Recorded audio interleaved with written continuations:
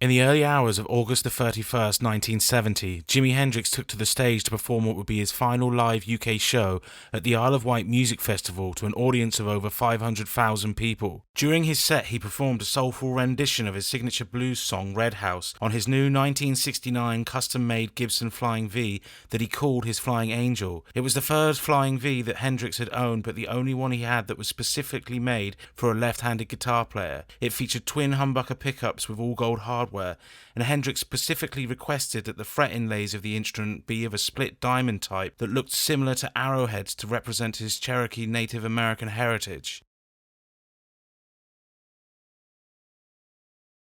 On Led Zeppelin's sixth studio album Physical Graffiti, they recorded a rendition of In My Time of Dying, a track that was originally first recorded by blues legend Blind Willie Johnson. When Led Zeppelin began touring the album, Jimmy Page would switch to his 1961 Danelectro to perform the song, as can be seen of the footage of them playing at Earl's Court in 1975. Danelectro guitars were designed by founder Nathan Daniels to be affordable instruments and were the first electric guitars of many guitarists of the 1950s and 60s. They used simple construction techniques that featured a body made from a wood frame capped front and back with masonite, and featured one of the lowest cost pickups to produce that had all the electronics of the pickups mounted inside surplus chrome-plated lipstick tube lids. Jimmy Page also used his Danelectro on the recording of the song Kashmir, proving even though a guitar was made to be affordable, it could still produce a tone that would go down in history as being a classic.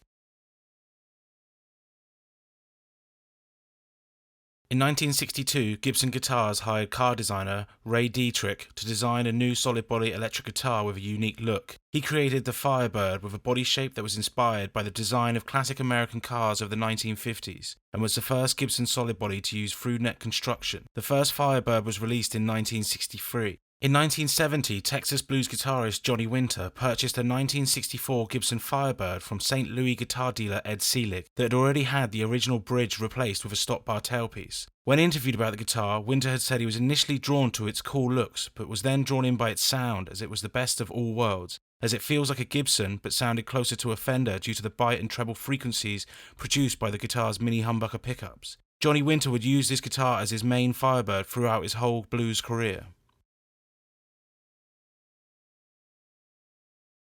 At the age of 15, Irish blues guitarist Rory Gallagher bought a 1961 Sunburst Stratocaster for around £100 from Crowley's music store in Cork that was rumoured to be the first Fender Stratocaster in Ireland. Over the years, Gallagher modified the guitar, including disconnecting the bottom tone pot and wiring the guitar so it had a master volume and master tone, and adding a 5-way pickup selector switch. The heavy wear and tear to the finish of the Stratocaster was down to the fact that Rory Gallagher was a rare blood type that made his sweat more alkaline, so over hundreds of shows his sweat reacted with and stripped the finish of the guitar, and it became known among his fans as the ex-Sunburst Stratocaster.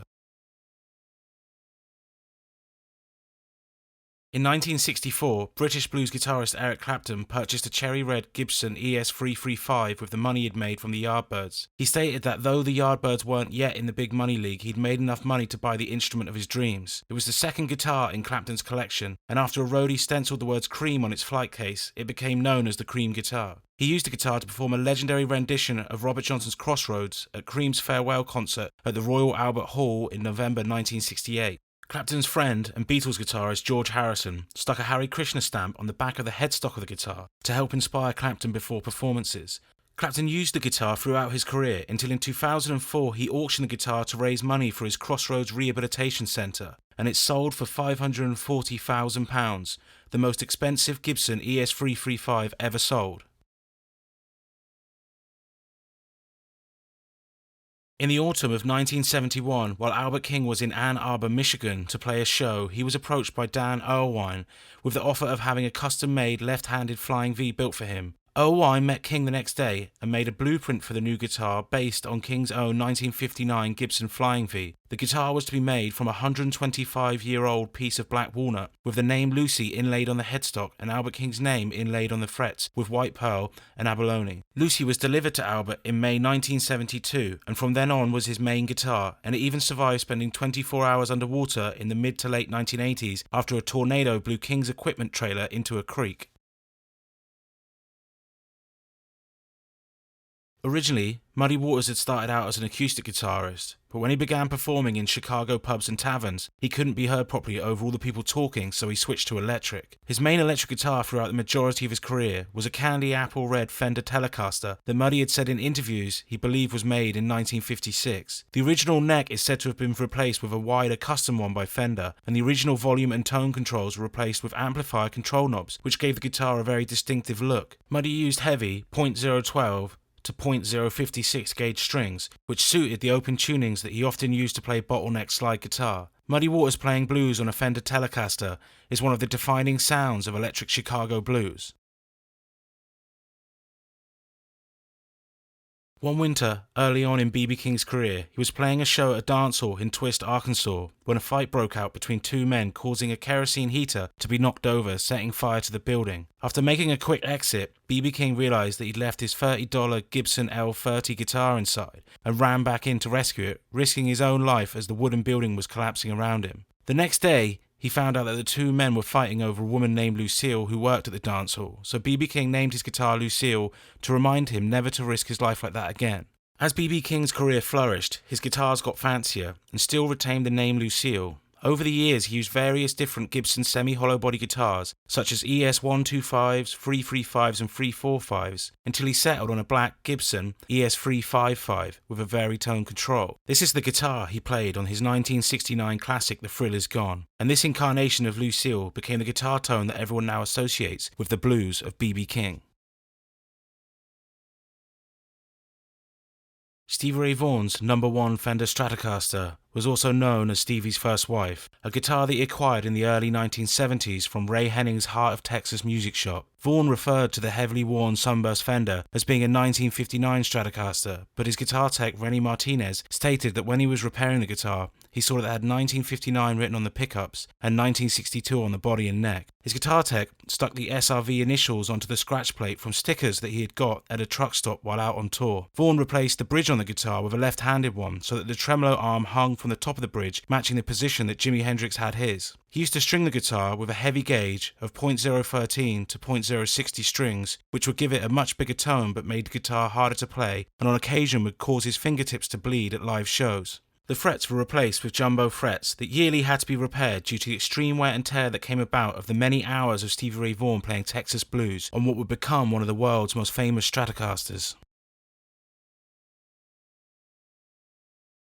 When Peter Green took over from Eric Clapton as a guitarist for John Mayall's Blues Breakers, he bought himself a second-hand 1959 Les Paul Standard, a guitar that would become known as the Holy Grail of Les Pauls. When talking about Peter Green's guitar playing, B.B. King once said, "He has the sweetest tone I've ever heard. He was the only one who gave me the cold sweats." The guitar itself, with its faded burst finish, has a distinctively warm yet trebly tone, and had an unusual feature for a guitar from that era, in that when both pickups are on in the middle position, it creates an out-of-phase tone, which when combined with Green's playing, create a truly soulful blues tone that can be heard on his songs such as The Supernatural, Black Magic Woman and Albatross. There are different theories about why the guitar had this out-of-phase tone, such as Peter Green putting the neck pickup back in the wrong way around, or that a guitar tech had rewired the guitar wrong. But in 1984, guitar designer Joel Danzig examined the guitar and he believed that the guitar's neck pickup had been reverse wound at the factory, as there was no sign that the pickup's internals had ever been disturbed or repaired. Joe Bonamassa